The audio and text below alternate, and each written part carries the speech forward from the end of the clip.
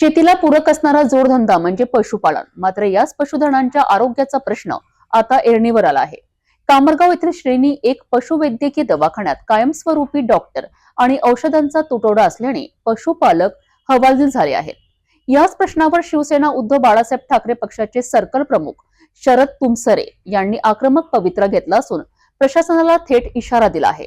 बघूया याबाबत सविस्तर बातमी. वाशिम जिल्ह्यातील कामरगाव येथील पशुवैद्यकीय दवाखाना श्रेणी 1 हा परिसरातील अनेक गावांसाठी केंद्रबिंदू आहे.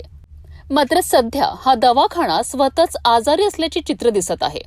येथे कायमस्वरूपी डॉक्टर नसल्याने वेळेवर उपचार मिळत नाही. परिणामी अनेक शेतकऱ्यांना आपले पशुधन गमवावे लागते. केवळ डॉक्टरांचीच कमतरता नाही तर दवाखान्यात आवश्यक औषधी, लसी आणि सर्जिकल साहित्याचाही मोठा तुटवडा आहे. यामुळे शेतकऱ्यांची आर्थिक लूट होत असून त्यांना खासगी डॉक्टरांकडे धाव घ्यावी लागते.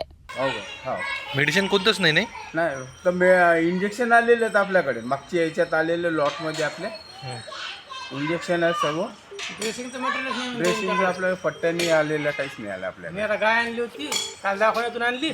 ते म्हणे बा तुम्ही मेडिकलवर व्यर्थ पैसे कमावल्यापेक्षा म्हणे इथून क्वार्टर. हा, नमस्कार पवार साहेब. बँडेज पट्ट्या घ्यायच्या म्हणे.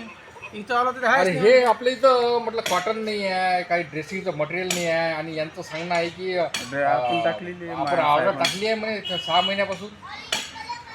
मागच्या याच्यातच टाकली.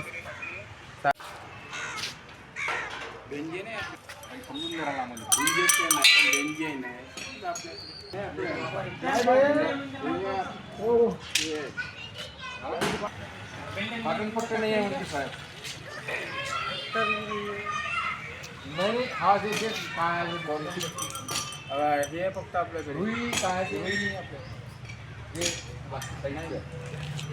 साहेब याच्यावर काय होईल आता आपल्याला पाहा हे बेसिक गोष्टी हे नाही आहेत. आपल्याला काय करता येईल सांगा ना. हीच गंभीर बाब लक्षात घेऊन शिवसेना उद्धव बाळासाहेब ठाकरे पक्षाचे सर्कल प्रमुख शरद तुमसरे यांनी प्रशासनाकडे लेखी मागणी केली आहे. लवकरात लवकर कायमस्वरूपी डॉक्टरांची नियुक्ती करा आणि औषध साठा उपलब्ध करून द्यावा. अन्यथा शिवसेना स्टाईलने जन आंदोलन छेडले जाईल असा इशारा त्यांनी दिला आहे. शेतकऱ्यांच्या या मागणीकडे आणि शरद तुमसरे यांनी दिलेल्या इशाऱ्याकडे प्रशासन किती गांभीर्याने पाहते आहे हे पाहणे महत्वाचे ठरेल आहे. जर लवकरात लवकर येथे डॉक्टर आणि औषधे उपलब्ध झाली नाहीत तर कामरगाव परिसरात मोठं आंदोलन उभे राहण्याची शक्यता आहे.